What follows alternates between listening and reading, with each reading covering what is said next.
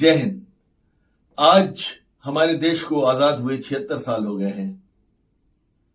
We Care NGO, War Wounded Foundation और Citadel Security and Management Services की तरफ से आप सभी को स्वतंत्रता दिवस की हार्दिक शुभकामनाएं।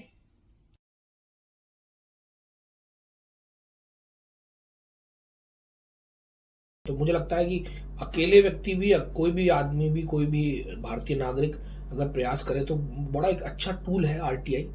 या उसके बाद जिस तरीके से आप सवाल जवाब सरकार से कर सकते हैं, तो बड़ा मुझे एक एम्पावर्ड फील हुआ कि क्या एक आम नागरिक, एक युवा, एक छात्र होने के नाते भी मैंने प्रयास किया और वो सक्सेसफुल हुआ। तो मैं बताऊँ, राजनीति की जहाँ तक बात है, हमारी संस्था भी सेमी पॉलिटिकल ही है, अधिकारों से सबके सबसे संबंधित है नोवरा। अगर कभी मौका मिलेगा तो ज़रूर मैं, अगर कोई मौका आगे चल के मिलता है कि राजनीति में बदलाव करने का, लोगों के मुद्दों को उठाने का, तो मैं ज़रूर राजनीति में आना चाहूँगा और ज़रूर तहे दिल से बदलाव का प्रयास करने की इच्छा मेरे अंदर है। हमने फिर मुख्यमंत्री महोदय को लिखा, एमएलए से मिले। आज 100 से ज़्यादा पब्लिक टॉयलेट गाँवों के अंदर है नोएडा के, और शहर के अंदर 100-150 के करीब अलग से हैं। ये बहुत लड़ाई मेरे दिल के करीब है। जय हिंद। मैं हूं अमिताभ। मेरा चैनल देखने के लिए शुक्रिया।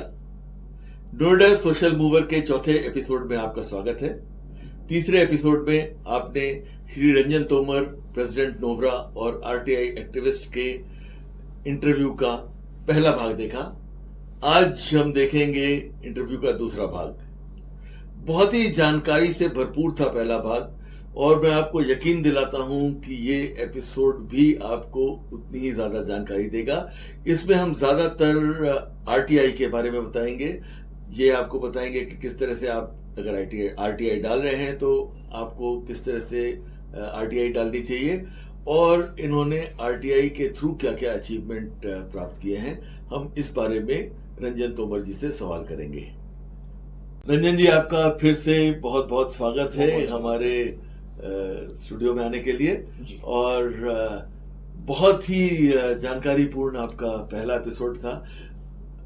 मुझे ये बात कहने में कोई शर्म नहीं है कि कई बातें मेरे को पहली बार पता चली। मुझे नहीं पता था कि नोएडा अथॉरिटी का एक सोशल चार्टर, सिटीजन चार्टर है, जिसमें हम कोई भी अपनी रिक्वेस्ट डाल सकते हैं और उसको मॉनिटर कर सकते हैं। तो उम्मीद है जब ये सिटीजन चार्टर एक बार फिर से शुरू होगा तो मैं और हमारे दर्शक इसका पूरी रूप से इस्तेमाल करेंगे। तो चलिए हम सवालों के सिलसिले को आगे बढ़ाते हैं और आरटीआई से शुरुआत करते हैं। इनफैक्ट आज के एपिसोड में हम ज्यादातर अपना समय आरटीआई पे ही व्यतीत करेंगे। बहुत सारे लोग होते हैं और जिसमें मैं भी शामिल हूँ। हम लोग चाहते हैं कि आरटीआई करें, फाइल करें, लेकिन थोड़ी झिझक होती है, ये सोचते हैं गलती न कर दे और जानकारी नहीं होती। तो हमारे दर्शकों को प्लीज ये बताइए कि किस तरह से आरटीआई फाइल करें। और मैं दर्शकों को एक बात और बताना चाहता हूं कि मैंने रंजन जी से रिक्वेस्ट किया है कि इसके बाद जल्दी ही ये एक हमारे लिए वीडियो बनाएंगे जिसमें पूरा आरटीआई की एक्टिविटी को वेबसाइट के ऊपर समझाते हुए आपको पूरा बताएंगे। तो रंजन जी बताइए आरटीआई के बारे में। सर, मैं आरटीआई के बारे में मैं बिल्कुल जानकारी दर्शकों को देना चाहूँगा।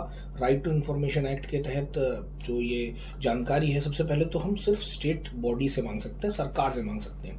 कई लोग सोचते हैं कि आप प्राइवेट बॉडी से ही मांग सकते हैं, तो ये कहीं ना कहीं एक तरीके से भ्रांति है। सरकार से एडेड अगर कोई ऑर्गेनाइजेशन है तब आप जानकारी उनसे मांग सकते हैं। तो सबसे पहले 2 तरीके हैं आरटीआई लगाने के। आरटीआई ऑफलाइन भी लगाई जा सकती है और ऑनलाइन भी लगाई जा सकती है। पहले मैं बता दूं ऑफलाइन के बारे में। जो भी संस्था है, मैं एग्जाम्पल के तौर पे इस्तेमाल करूंगा ताकि आपको आसान हो जाए समझना।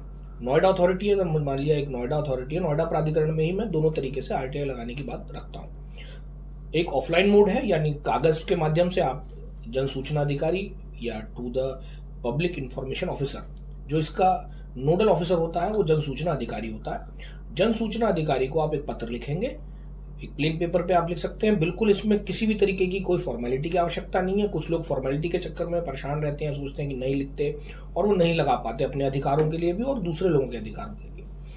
मैं फॉर एग्जांपल बताता हूँ कि मैं आप नोएडा प्राधिकरण से एक जानकारी लेना चाहता हूँ कि नोएडा के अंदर कितने पब्लिक टॉयलेट्स हैं फॉर एग्जांपल। जी तो अब कितने पब्लिक टॉयलेट हैं तो मैं क्या सवाल कैसे करूंगा, एक A4 पेपर पर सिंपल एक लेटर पे to the public information officer यानी जन सूचना अधिकारी नोएडा प्राधिकरण सेक्टर 6 नोएडा, इस तरीके से आप शुरुआत करेंगे। विषय आप उसमें लिखेंगे जन सूचना अधिकार 2005 यानी right to information act age मतलब इंफॉर्मेशन एज पर द RTI एक्ट 2005 लिख सकते हैं विषय, या फिर हिंदी में अगर आप लिख रहे हैं तो जन सूचना अधिकार 2005 के तहत जानकारी देने के विषय में।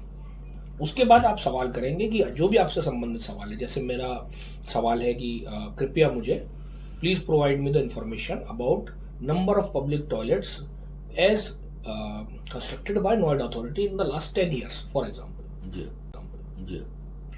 तो ये सवाल हो गया, आपने उससे संबंधित हो सकता है आप उसमें ये भी डाल सकते हैं, डाल दिया दूसरा सवाल क्या है, नंबर ऑफ पिंक टॉयलेट्स, ये आपने डाल दिया। तो 2 सवाल आपके हो गए। मैं कई बार इसमें और बात कहना चाहूंगा कि कई बार लोग बहुत सारे सवाल और बहुत सारे अलग अलग प्रकार के सवाल उसमें पूछ लेते हैं। अगर आप, मेरी ये सलाह है कि सवाल मिनिमम हो 2 या 3 4 या 5 ज़्यादा से ज़्यादा, और वो एक ही डिपार्टमेंट से संबंधित होने चाहिए। अगर उसके बाद अंत में आपने एक पेपर जिसे पोस्टल ऑर्डर कहा जाता है, वो हर जो पोस्ट ऑफिस है आपके नज़दीकी पोस्ट ऑफिस पे अवेलेबल रहता है, 10 रुपये का पोस्टल ऑर्डर होता है। उस पोस्टल ऑर्डर को आप उसके साथ अटैच करेंगे। फीस होती है RTI फाइल करने की, उसमें आप एक यूनिक नंबर होता है चेक में, जैसे चेक में नंबर होता है उसमें एक यूनिक नंबर होता है, उस नंबर को आप उसमें डाल दें कि I am attaching postal order number this along with the RTI as पर the requirements of the act. उसके बाद आप अपनी सैल्यूटेशन, और ये लेटर आपका समाप्त हो गया। इससे ज्यादा आपको कुछ नहीं करना है, बहुत ही सिंपल। और उसको आपने स्पीड पोस्ट के माध्यम से या जैसे भी आप भेजना चाहें नोएडा प्राधिकरण को आपने उसके पोस्टल एड्रेस पर भेज दिया है। विदिन 35 डेज आपको रिप्लाई आ जाना चाहिए, ये एज पर एक्ट है। दूसरा जो तरीका है वो ये है कि आप ऑनलाइन फाइल करें। ऑनलाइन हर डिपार्टमेंट में ऑनलाइन फाइलिंग का अभी सिस्टम नहीं हुआ है, लेकिन ज्यादातर हो गया है। तो नोएडा के लिए नोएडा की अथॉरिटी की कोई वेबसाइट नहीं है जिसके माध्यम से आप RTI फाइल कर सकते हैं। नोएडा अथॉरिटी की वेबसाइट जरूर है, लेकिन उसके माध्यम से RTI फाइल नहीं हो सकती। उसके लिए आपको उत्तर प्रदेश की RTI फोरम है, जिसकी वेबसाइट मैं सर के साथ शेयर कर दूंगा, जिसे लिंक के रूप में डिस्क्रिप्शन बॉक्स में दिया जा सकता है। तो आप उसमें, या भारत सरकार की एक ऑनलाइन वेबसाइट है उसे भी डिस्क्रिप्शन बॉक्स में हम डाल देंगे, जिसमें आप सीधा लिंक पे जाकर उस वेबसाइट को ओपन कर सकते हैं। वहां पर आपको नोएडा प्राधिकरण को चूज करना होगा, अपनी डिटेल डालनी होती है, ईमेल आईडी, आपका फोन नंबर, आपकी पासवर्ड जो मोबाइल पे आएगा वो डालना होगा। वहां पे आप प्रोफाइल भी क्रिएट कर सकते हैं। आपने प्रोफाइल डाली तो आप बना दी तो हर बार आपकी जो एड्रेस है, पोस्टल एड्रेस है, ईमेल आईडी है, मोबाइल नंबर्स है, वो सारे वहां सेव हो गए। आप वहां पे सीधा पर्टिकुलर डिपार्टमेंट सर्च करिए, नवीन ओखला औद्योगिक प्राधिकरण नोएडा या कमिश्नरेट या जो भी डिपार्टमेंट, वहां सैकड़ों डिपार्टमेंट्स हैं, पूरे उत्तर प्रदेश के डिपार्टमेंट्स हैं। पूरे इंडिया वाली जो वेबसाइट है जो ऑनलाइन RTI के लिए भारत सरकार की है, जिसमें केंद्रीय मंत्रालयों की RTI की इंफॉर्मेशन है, उसके लिए जो वेबसाइट है उसमें भी सारे मंत्रालयों की डिटेल्स हैं। आप उन पर्टिकुलर डिपार्टमेंट को सर्च करके ढूंढ सकते हैं, वो एक पेपर ओपन हो जाएगा। उस पेपर पेज पे आपको अपना सवाल पूछना है, और बाकी जो जानकारी होती है, अगर BPL है, बिलो पॉवर्टी लाइन्स के लिए जो इसमें फीस है उसमें माफी है, आपको फीस नहीं देनी होती। तो और बाकी डिटेल आप सवाल, एक कमेंट बॉक्स आता है उसमें आप सवाल पूछ सकते हैं, जो भी सवाल है डायरेक्ट क्वेश्चन पूछ सकते हैं। उसमें ये भी नहीं है कि आपको पूरी की पूरी फॉर्मेट लिखना पड़ेगा कि टू द PIO या कुछ, आप डायरेक्टली पूछ सकते हैं कि please provide me information about the number of public toilets, या ऐसे करके आप डायरेक्टली पूछ सकते हैं। तो फॉर्मेलिटी के बारे में लोग जो सोचते हैं उसको, उसकी भ्रांति को आज मिटा दें, मैं ये कहना चाहूंगा। उसके बाद नेक्स्ट पेज ओपन होता है, उसमें आपको पेमेंट का ऑप्शन आता है। पेमेंट गेटवे से जैसे आप पेमेंट शॉपिंग के लिए करते हैं ऐसे पेमेंट कर सकते हैं, और आपका पेमेंट होते 10 रुपए की पेमेंट लगेगी। पेमेंट लगते ही आपका RTI फाइल हो गया, आपके ईमेल आईडी पर मेल आ जाएगा, और जिस दिन निस्तारण होगा उसका मेल भी आपके मोबाइल पे आ जाएगा कि आपकी RTI का रिप्लाई आ गया। तो ये बहुत सिंपल सा तरीका है सर, मुझे लगता नहीं कि इसमें कहीं भी कोई टेक्निकल डिटेल आई हो। कितना आसान है एक RTI डालना, और एक सिटीजन के तौर पे एक हमारा अधिकार है कि हम सरकार से और सरकार के विभिन्न विभागों से सवाल पूछें और उन्हें अकाउंटेबल बनाएं। तो आप प्लीज आरटीआई का इस्तेमाल कीजिए। रंजन जी ने आपके सारे डाउट क्लियर कर दिए। आगे चल के हम इस विषय में और भी एक बार वीडियो बनाएंगे वो हमारे लिए, तो पूरा आपको वेबसाइट पे किस तरह से काम करना है दिखा देंगे। रंजन जी, आपने बहुत सारे मंत्रालयों और पीएसयू से आरटीआई के द्वारा एंडेंजर्ड स्पीसीज और एनवायरमेंट कंजर्वेशन के बारे में कई सवाल पूछे हैं, तो क्या उनके बारे में कुछ हमें बताइए। सर, ये बात मेरे दिल के बड़े करीब है और पर्यावरण संरक्षण जैसे ग्रामीण क्षेत्र के अधिकारों की लड़ाई में लड़ता हूँ, ऐसी जानवरों के प्रति मेरा एक बहुत, मैं बल्कि इनफैक्ट पीएचडी भी मेरी पर्यावरण कानून के ऊपर या एनजीटी के ऊपर है। वाइल्ड लाइफ की मैं कोशिश करता हूँ कि वाइल्ड लाइफ एक्ट को भी उसमें इंक्लूड किया जाए। बहुत बड़ी लड़ाई है वो, खैर उसके बारे में कभी बाद में बात करेंगे। तो आरटीआई के माध्यम से सर मैंने कई सारे प्रयास किए और इसका एक टेक्निक मैंने ईजाद कर ली कि आप पहले आरटीआई लगाते हैं, मैं जानकारी एकत्रित करता हूँ, उसके बाद उस जानकारी को मीडिया के माध्यम से, क्योंकि एक आम नागरिक होने के नाते हमारी बहुत शक्तियां तो है नहीं कि हम सरकार को हिला सकें या सरकार को परेशान कर सकें या नीतियां बदलवा सकें, लेकिन नीतियां बदलवाने के लिए एक तरीका बहुत अच्छा है कि उसे जनता के माध्यम से, मीडिया के माध्यम से, समाचार पत्रों के माध्यम से जनता तक पहुंचाया जाए सरकार पे। इस तरीके से प्रेशर बन जाता है, जो कि हुआ है, जो धीरे धीरे मैंने सीखा। उसके बाद मैं पत्र लिखता हूँ, सीपी ग्राम से एक वेबसाइट है, इसके बारे में भी बताऊंगा। तो उसके माध्यम से मैं पत्र लिखता हूँ सरकारों को, मंत्रियों को, मंत्रालयों को, जिसका जवाब आपके पास अमूमन नॉर्मली नहीं आता है, कई बार बात घुमा दी जाती है, लेकिन जब आप तथ्यों के साथ, उसी जानकारी के साथ जो मंत्रालय हमें प्रोवाइड कर रहे हैं उसके साथ जब सवाल पूछते हैं और आप पॉलिसी के बारे में बात करते हैं, बदलाव के बारे में बात करते हैं, तो कहीं ना कहीं बदलाव होता है। IUCN रेड लिस्ट एक है जिसमें जो एंडेंजर्ड स्पीशीज़ हैं उनकी डिटेल है कि ये एंडेंजर्ड स्पीशीज़ हैं भारत में जो विलुप्त प्राय हैं, जिन्हें कभी भी ये कह सकते हैं कि एक तरीके से ये इनकी देश में से वाइल्ड लाइफ जो है, ये पर्टिकुलर कुछ एनालिस्ट है जो हमेशा के लिए पृथ्वी से ख़त्म हो सकते हैं। तो उसके लिए मैंने बहुत लड़ाई लड़ी, उनकी जानकारी निकाली, कितनी पोचिंग होती है प्रत्येक वर्ष, कितने शिकार किए जाते हैं, कौन से शिकारियों को पकड़ा गया, कौन से स्टेट में सबसे ज़्यादा शिकार हुआ, कौन से स्टेट में सबसे कम शिकार हुआ, कहाँ पिछले 5 साल में सबसे ज़्यादा शिकार हुआ, कहाँ नीतियाँ कुछ बदली हैं, कहीं पे कम हो रहा है, कहीं पे बढ़ रहा है। तो उसका पूरा इन्फॉर्मेशन निकलवा के शेर हुए, चीते हुए, वन हॉर्न राइनोज, फिश तक के बारे में मैंने जानकारी मांगी है। और आप जो डॉल्फिन है, रिवर डॉल्फिन के बारे में भी, और आपके स्नो लेपर्ड्स और बहुत सारे ऐसे जानवरों के बारे में मैंने जानकारी निकाली, जिससे बहुत सारे बदलाव हुए सर। कई सारे स्पीशीज़ का जो है, जो पोचिंग है, शिकार, वो पिछले 10 सालों में, जो 10 साल तो नहीं कहूँगा मैं, पिछले 5-7 सालों में कम हुआ है। और कई सारी ऐसी स्पीशीज़ हैं जिनका शिकार कम हुआ, और इसलिए क्योंकि जनता को जानकारी नहीं थी। मुझे एक बार एक मीडिया के किसी व्यक्ति ने जो है, बड़े मीडिया हाउस ने पूछा था कि आप नोएडा में रह रहे हैं, यहाँ पे तो कोई जानवर भी नहीं है, तो आप इतने सारे जानवर के बारे में क्यों प्रयास करते हैं। तो कहीं ना कहीं वो मैंने उन्हें जवाब दिया कि क्योंकि जो हमारा पर्यावरण है ये बॉर्डर नहीं देखता, ये नहीं देखता कि मैं कहाँ रह रहा हूँ, कहाँ नहीं रहा हूँ। अगर ये इसको नुकसान पहुँचेगा तो ये नोएडा में भी नुकसान पहुँचेगा, दिल्ली में भी पहुँचेगा, पाकिस्तान में भी पहुँचेगा। तो कहीं ना कहीं हमारे प्रयास इस बाबत होने चाहिए, और इसी तरीके से मैंने बहुत सारे प्रयास किए, सरकार पे दबाव डाले, जिसमें कई बहुत अच्छे एग्जाम्पल हैं जिनके बारे में आगे हम बात करेंगे। मैं बताऊंगा सर कि 2-3 मेरे बहुत दिल के करीब हैं जो पर्यावरण संरक्षण में, खासकर वाइल्ड लाइफ प्रोटेक्शन में बदलाव हुए हैं। जी हाँ, आपने एकदम सही कहा कि एनवायरनमेंट बाउंड्री नहीं देखता, और अगर इसीलिए हम इस पर्यावरण के विषय को वैश्विक स्तर पे हम डील करते हैं सभी देश मिलके, और जब तक ये नहीं होगा तब तक पर्यावरण में इम्प्रूवमेंट नहीं होगा।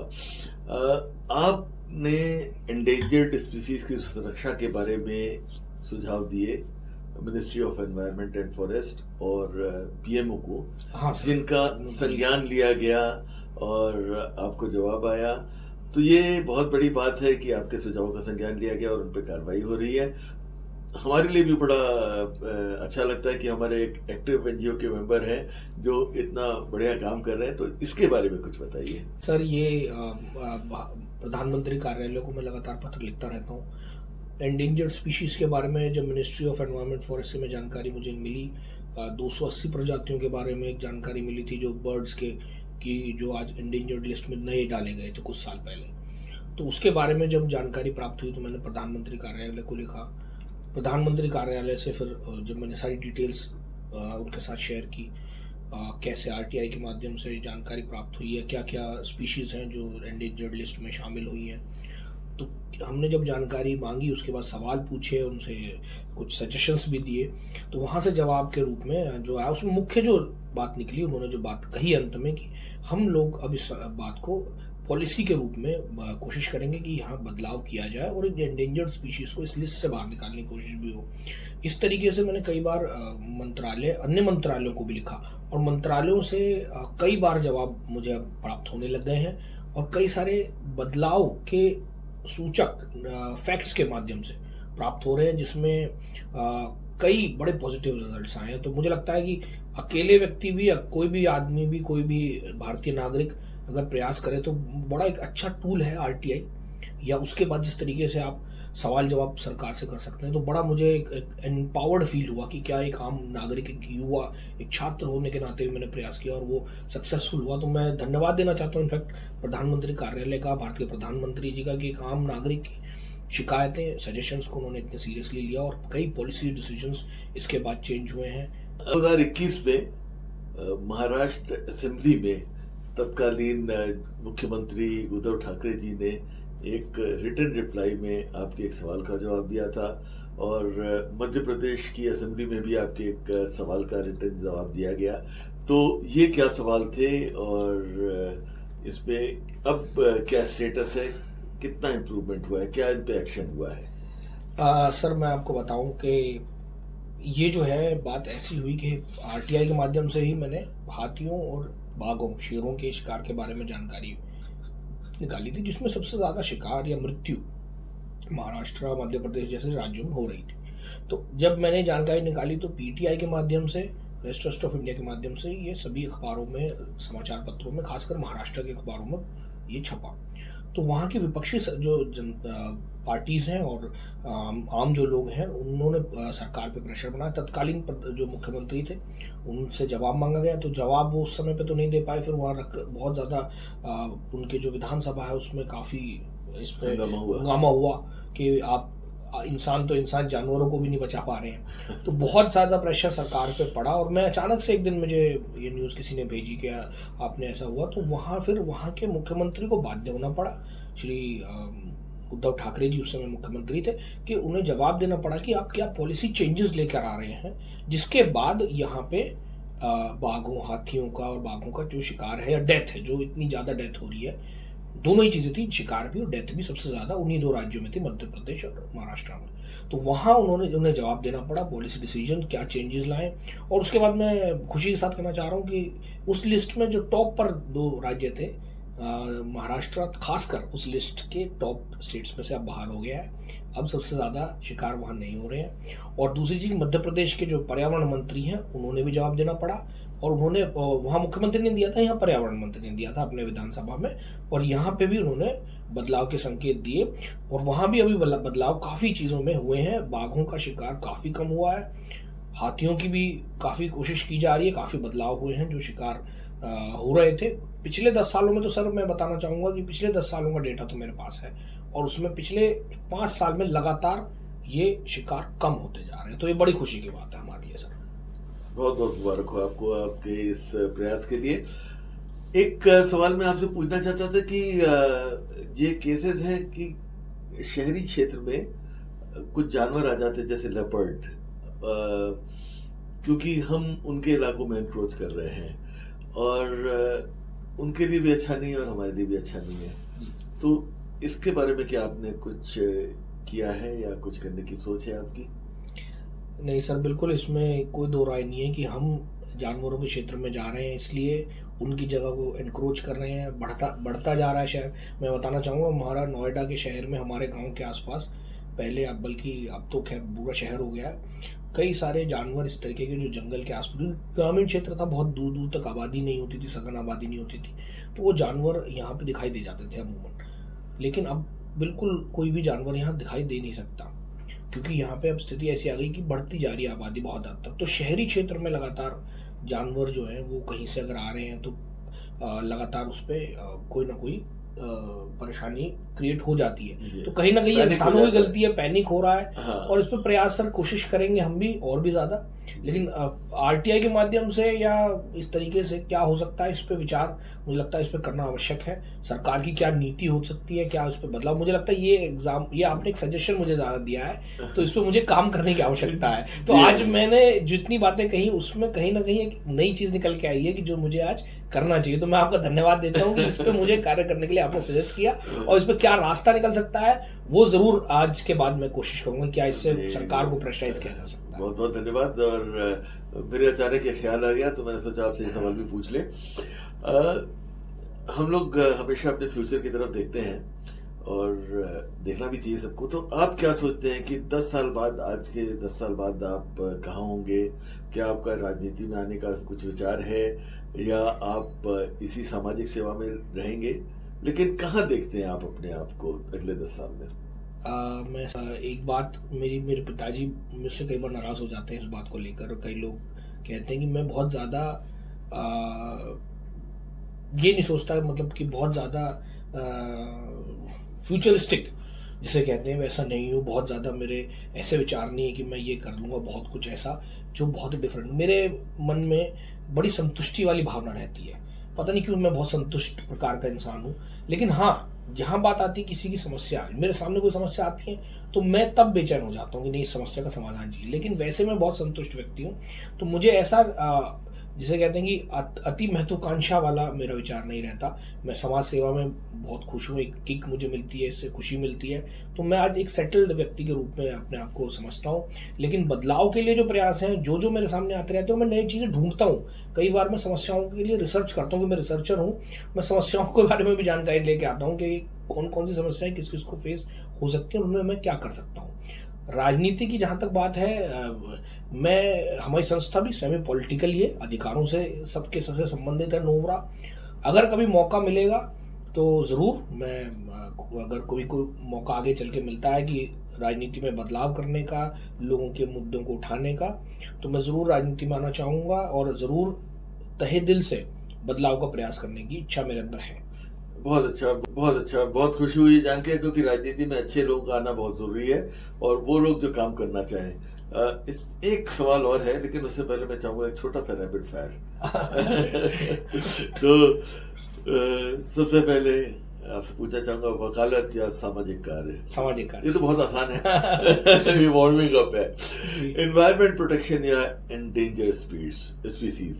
एनवायरमेंट प्रोटेक्शन पर सर बहुत लोग काम कर रहे हैं। एंडेंजर्ड स्पीशीज के लिए मैं चाहूंगा कि, क्योंकि मैंने देखा है कि बहुत लोगों को जानकारी नहीं थी, तो endangered species any day sir. Okay.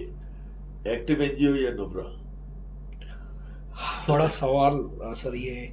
ग्रामीण क्षेत्र के जो लोग हैं, उन लोगों के अधिकारों के लिए लड़ाई भी नोबरा के माध्यम से बहुत जरूरी है। एक्टिव एनजीओज में मेरे गुरु, मेरे आइडल अशोक अंकल बहुत अच्छे तरीके से, मैं अंकल कहता हूँ ना तो वो भी नाराज हो जाते हैं, क्योंकि मेरे पारिवारिक है जानकारी, शुरू से मैं उन्हें अंकल कहता आ रहा हूँ, बचपन से मेरे घर आते रहे हैं। तो वो बहुत अच्छे तरीके से एक्टिव एनजीओज के माध्यम से सारा काम देख रहे हैं, बट मेरे बिना पूछे वो कुछ करते नहीं है एक्टिव एनजीओज में भी। तो मुझे लगता है कि एक्टिव एनजीओज भी बहुत जरूरी है सर। ये हाँ, मुझे कृपया आप ना फंसाएं। लेकिन नोवरा, क्योंकि ग्रामीण क्षेत्र के लोग हैं और ग्रामीण क्षेत्र के लोगों के अधिकारों की बहुत उनको नुकसान हो जाएगा, लेकिन एक्टिव एनजीओज के माध्यम से भी बहुत लोगों का फायदा है, क्योंकि हम उससे बहुत अच्छा कार्य कर रहे हैं। तो मैं इस क्वेश्चन में आपसे क्षमा चाहता हूँ। आरटीआई या सिटीजन चार्टर? आरटीआई, क्योंकि आरटीआई के माध्यम से ही सिटीजन चार्टर को भी मैं मजबूत बना सकता हूँ। राजनीति या सोशल सर्विस? Social service. और वर्क प्लेस अर्बन या रूरल? वर्क प्लेस अर्बन या रूरल? जी हाँ, मतलब अर्बन में ज्यादा, इलाके में ज्यादा प्रेफर करेंगे या रूरल? रूरल में, क्योंकि सर रूरल में, बल्कि मैं तो नोएडा जैसा क्षेत्र, सर रूरल भी नहीं है, अर्बन है वो। हाँ। तो मुझे लगता है ये क्षेत्र काफी है, इसमें काफी सही काम किया जा सकता है। जी हाँ। मैंने आपसे पर्सनल कोई सवाल नहीं पूछा, लेकिन ये पूछ सकता हूँ कि आपको फिल्में ज्यादा पसंद है या किताबें? सर मैं एक्चुअली, मुझे एक बात है कि मुझे ज़्यादातर स्टार वॉर्स जैसी मूवीज पसंद है। Okay. ज़्यादातर जो आपके टीवी शोज भी आते हैं कई सारे, हाँ। जिसमें स्पेस के बारे में, कोई शिप, स्टारशिप के बारे में स्टोरीज होती हैं, वो मुझे बहुत अट्रैक्ट करती हैं। एलियंस के बारे में, जी। इनके बारे में मुझे पता नहीं, मैं वैसे पुरानी फिल्में में मुझे शोले बहुत पसंद है। आपने और डॉक्टर अशोक श्रीवास्तव ने मिलकर एक्टिव एनजीओ बनाया है और अब 100 से भी ज़्यादा मेंबर हैं इसके, बड़ा अच्छा काम कर रहे हैं। और जब बाढ़ आई थी कुछ दिनों पहले, तो सभी एनजीओ ने एक्टिव एनजीओ के माध्यम से मिल के एक कोऑर्डिनेटेड एफर्ट किया था।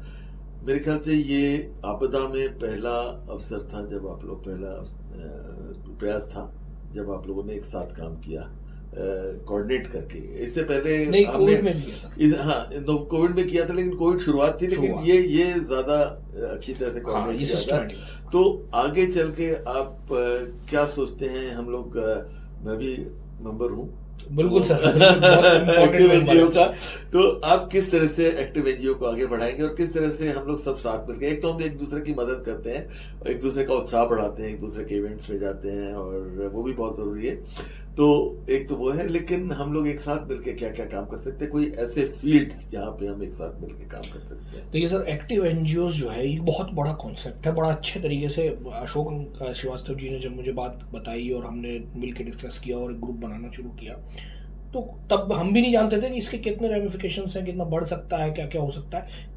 इतना जरूर था कि हम चाहते थे कि रेप्लिकेशन ना हो, एक ही जगह पे हम जाके खाना बांट रहे हैं। कोविड के दौरान इसके बारे में विचार किया गया कि एक जगह जा रहे हैं कि गांव में 4 लोग ना चले जाएं, हमें पता होना चाहिए ग्रुप में सोशल वर्कर्स, क्योंकि नोएडा सामाजिक कार्यकर्ता, बहुत सारी सामाजिक संगठन है नोएडा के अंदर। तो ये ना हो कि एक ही व्यक्ति को, एक ही गांव को या एक ही क्षेत्र को उसका समस्याओं जहाँ पे हो रही है उनको फायदा मिले और बाकी क्षेत्र के लोग परेशान रहे।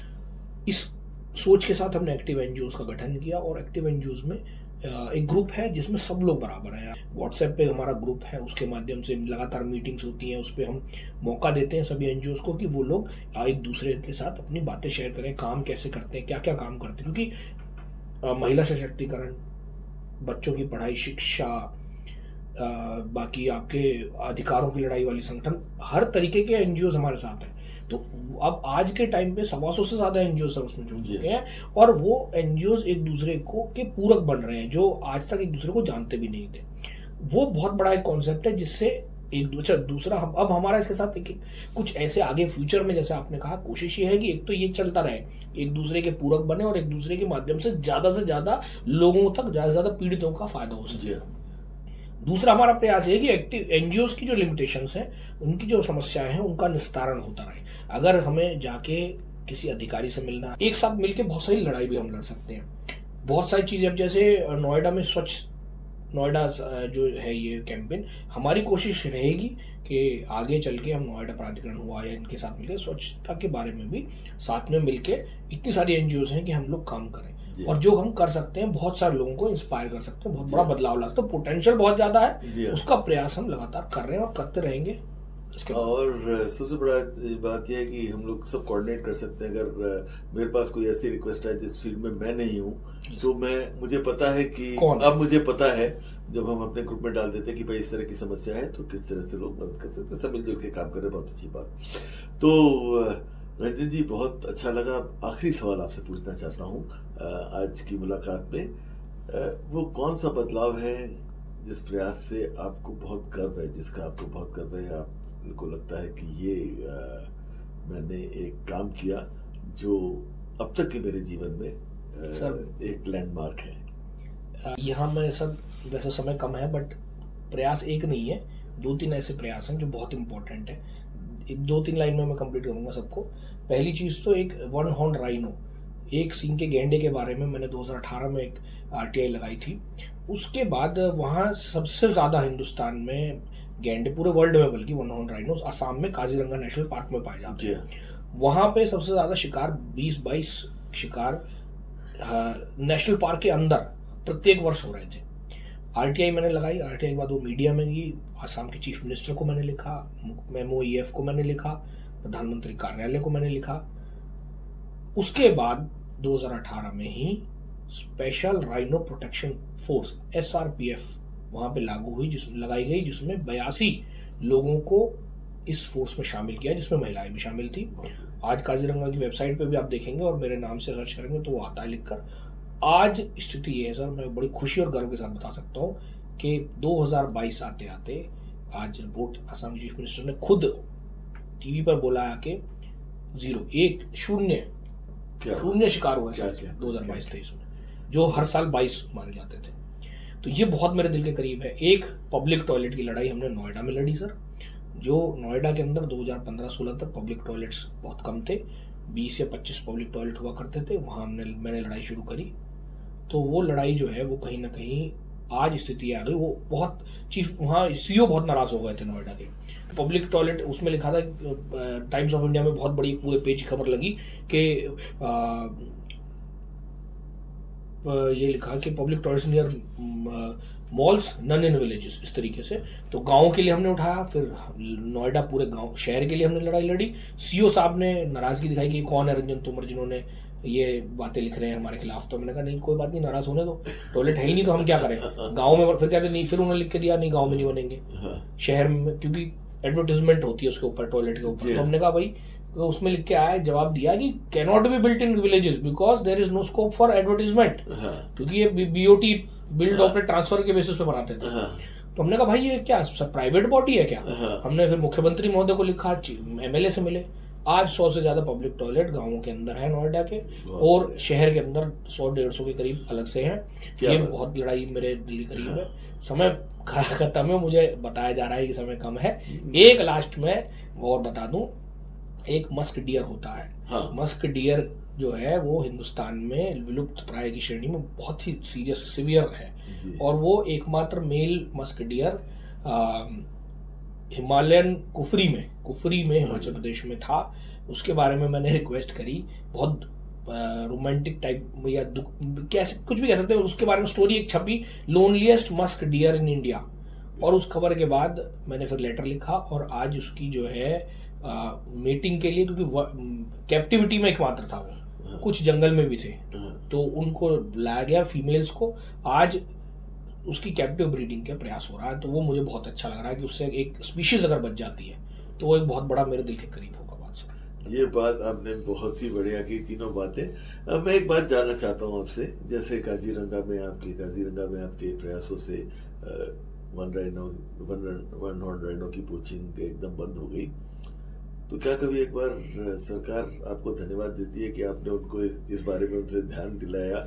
और अगर हमारे मुख्यमंत्री ये कह रहे हैं कि अब हम 0 कराएं, तो क्या उन्होंने कभी एप्रिसिएशन मिलता है आपको आपकी RTIs के लिए सरकार की तरफ से, गवर्नमेंट या उस एस्टेब्लिशमेंट की तरफ से जिसके खिलाफ आपने RTI की, जिसकी वजह से वो अपना काम ज्यादा अच्छी तरह से कर पा रहे हैं? ये आपका काम नहीं है, ये उन्हीं का काम है। तो क्या कभी कोई आपको धन्यवाद देता है? बिल्कुल सर, ये RTI एज अ टूल जो है, आप समझिए सच में सरकार के खिलाफ ही है एक तरीके से। सरकारें चाहती नहीं कि उन्हें काम करने का ऐसा कहा जाए, कोई डिक्टेट करे हमें ऐसे काम। मुझे कभी किसी तरीके का कोई ऐसा ना कॉल आया है, ना कहीं से कोई ऐसी सर्टिफिकेट या सरकार की तरफ से, और मुझे चाहिए भी नहीं। मेरे लिए सबसे बड़ी खुशी की बात ये रही जो डेटा बाद में आया, जिससे बदलाव हुआ। अगर उन जानवरों का बदलाव की जान बच गई और पर्यावरण बच गया, इससे बड़ा मेरे लिए कोई नाम नहीं हो सकता। तो सरकार कितने भी नाम दे देगी, वो उसके इक्विवेलेंट हो ही नहीं सकते। और आज आपके चैनल पे मुझे बुलाया गया, आपने बात करी, ये यही अपने आप में एक बहुत बड़ा इनाम मेरे लिए है।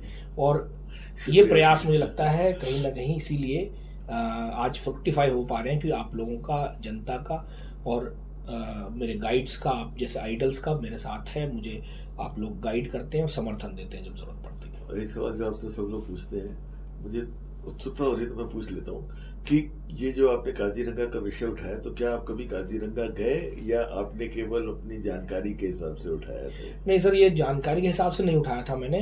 धीरे धीरे मुझे मैं बस एक बात बता दूं कि शुरुआत में मैंने जब RTIs लगानी शुरू करी तो मुझे कुछ लोगों ने कांटेक्ट किया एक बहुत पर्यावरणविद थे, उन्होंने मुझे बताया कि टाइगर्स के ऊपर पोचिंग बहुत ज़्यादा बढ़ रही है, तो आप इसके बारे में कुछ अगर आरटीआई के माध्यम से, उन्होंने कोई मेरी खबर पढ़ी थी किसी चीज़ से संबंधित, कोई पर्यावरण इसी से कोई पोचिंग से संबंधित कोई न्यूज़ थी, तब मैंने फिर रिसर्च करनी शुरू की। जब मैंने रिसर्च शुरू की तो तब मुझे पता चला कि इसकी वेबसाइट भी है, WCCB wild life crime control bureau एक वेबसाइट है, MOEF की एक वेबसाइट है, उस डिटेल क्या, IUCN रेड लिस्ट क्या होती है, कौन कौन सी स्पीशीज़ हैं जो इस तरीके से जिनका शिकार किया जा रहा है। तो तब मुझे जानकारी मैंने निकालना शुरू किया, तो मुझे लगा कि नहीं, यहाँ काम करना ज़रूरी है, ये तो सच में किसी को भी नहीं पता, और नहीं पता था सर। मैंने जब देखा तो मुझे खुद ये लगा कि किसी को भी नहीं पता था कि ये हाल हो रहा है, और लोगों को, और सरकार बता नहीं रही थी। तो सरकार को अकाउंटेबल बनाने के लिए मैंने काम किया, और कहीं ना कहीं उसमें सक्सेस पाई सर। बहुत बहुत बहुत आपको मुबारकबाद हो रंजन जी, और आपसे मिलके बहुत अच्छा लगा। उम्मीद करता हूँ कि हमारे दर्शकों को भी उतना ही अच्छा लगा होगा। बहुत जानकारी से भरपूर आपके दोनों एपिसोड रहे। मुझे तो लगता है कि आपसे बात करते रहें, और बहुत सारी बातें हैं, खजाना है आपके पास इंफॉर्मेशन का, और ज़रूर आपसे एक बार फिर मिलेंगे। जब भी मौका मिलेगा आपकी कहानियां तब तक और आ जाएंगी, और आपके एडवेंचर्स जो आप सरकार के खिलाफ जो उस अभयारण्य में आप शिकार कर रहे हैं तो भगवान आपको आपके जो बंदूकें हैं उसमें अच्छी अच्छी कारतूस दें, और जल्दी जल्दी आप एक बेहतर नोएडा और एक बेहतर पर्यावरण बनाने में जो आपका प्रयास है उसमें आप सफलता प्राप्त हो। हम लोग अगर उसमें कुछ कर पाए तो हम लोग के लिए बड़ी ही प्रिविलेज होगी। तो एक बार फिर बहुत बहुत शुक्रिया, आपको शुभकामनाएं नोबरा के लिए, आपके आरटीआई एक्टिविज्म के लिए, और एक्टिव एनजीए के लिए, और सबसे बड़ा आपके परिवार के लिए, आपके बेटे के लिए। भगवान उसको भी, उम्मीद करता हूँ कि वो भी आपसे इंस्पिरेशन लेके और जो भी कर रहा है उसके साथ साथ समाज कल्याण में जरूर अपना हाथ बटाए। तो बहुत बहुत धन्यवाद सर। मेरा सौभाग्य है आपने मुझे बुलाया, और आप जैसे देश के सच्चे सेवक के सामने बैठने का आज मुझे मौका मिला। मैं सच में बेहद आभारी हूँ, बहुत खुश हूँ। मेरे ये किस्मत है मेरे स्टार्स में शायद लिखा हुआ था कि आज मुझे आपसे बातचीत करने का, और आपसे मैं सोशल वर्क में भी आपसे बहुत कुछ सीखता हूँ। तो आज आपके साथ मिलके मुझे जो बातें आम जनता तक पहुँचाने का भी सौभाग्य मिला है, मैं आपका बेहद सर आभार व्यक्त करता हूँ। धन्यवाद सर। मैं उम्मीद करता हूँ कि आप लोगों को श्री रंजन तोमर से हमारी मुलाकात बहुत जानकारीपूर्ण और बहुत अच्छी लगी होगी। हम आभारी हैं उनके कि उन्होंने हमें इतना समय दिया और अपने कार्य क्षेत्र के बारे में इतना बताया। अगले मंगलवार शाम 5 बजे 22 अगस्त को एक बार आपसे फिर मुलाकात होगी नोएडा के एक और सोशल मूवर के साथ। तब तक के लिए जय हिंद।